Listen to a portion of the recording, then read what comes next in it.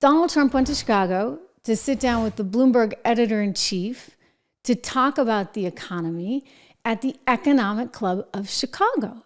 And it was kind of funny to watch. Like, I think it's great. Like, anytime somebody can make tariffs this exciting, I'm all in. But let me show you, because he kind of just wiped the floor with this reporter. It went from bad to worse. Let's start with the bad.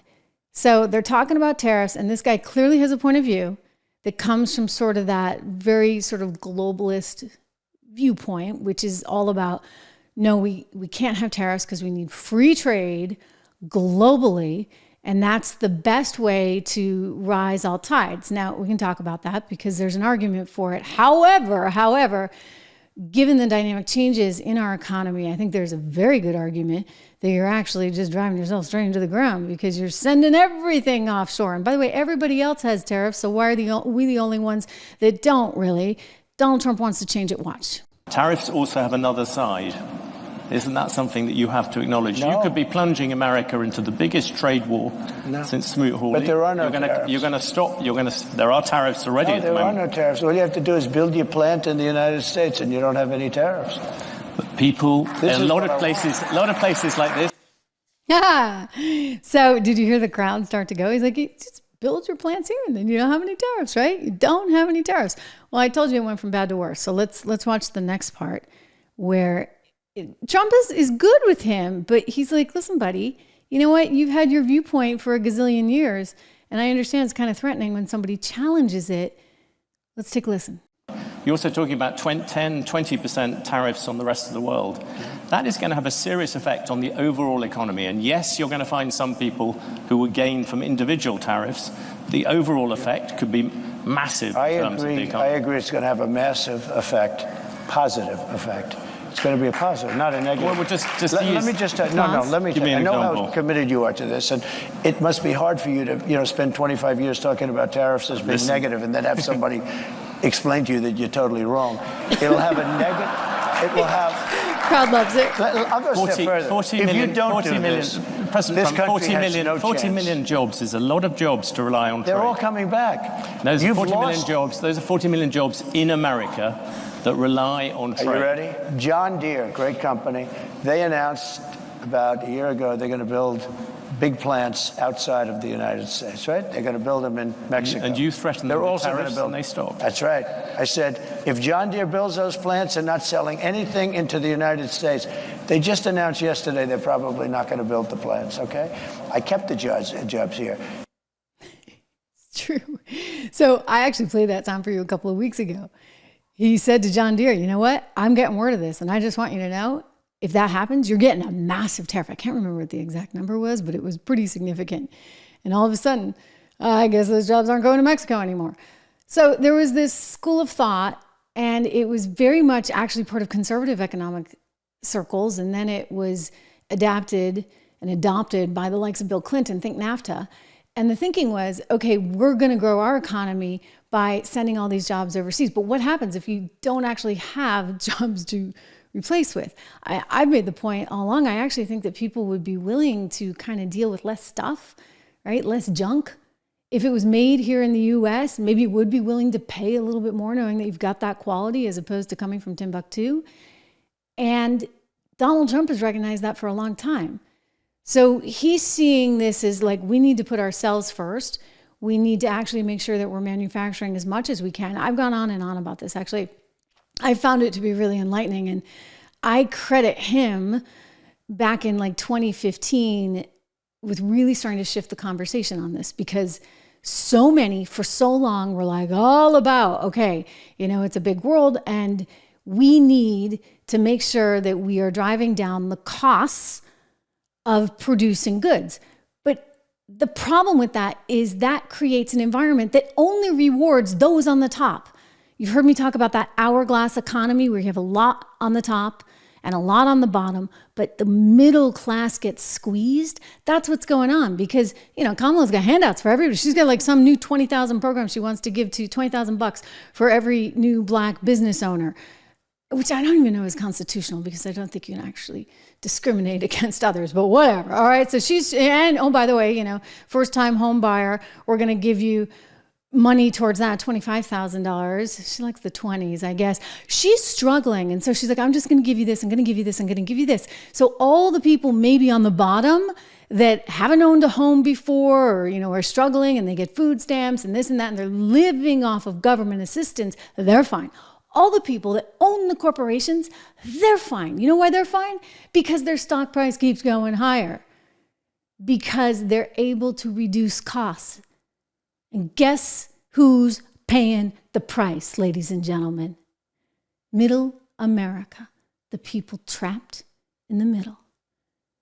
Nobody's talked about this before. Nobody wants to, because I get it. Big business wants to drive down costs. They want to send everything offshore. They want to send it all overseas. And there's this guy saying, no, this isn't going to work. I'm going to slap tariffs on you. So you get the Bloomberg reporter saying, but that's going to lead to, World War III, because think about Smoot-Hawley. Smoot-Hawley tariffs that went into effect, which are perhaps a big, I'm jumping out, I'm getting ahead of the Bloomberg reporter, but that's credited as one of the reasons that we got into a World War II. Those Smoot-Hawley tariffs took their toll and created these, trade wars. But what if we're just living in an entirely different environment? What if this race to the bottom just doesn't work for us as a country? And we can't support the middle class with this race to the bottom. John Paulson, who's a really, really smart hedge fund guy, he's kind of seen religion on this. And he published an article back in September in the Wall Street Journal saying that, everybody's freaking out about this. But in fact, this would be good.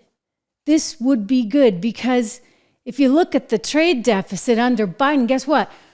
We hit a record 1.2 trillion in 2022, hitting a record of 103 billion in 2024. Let me make sure I have those numbers right.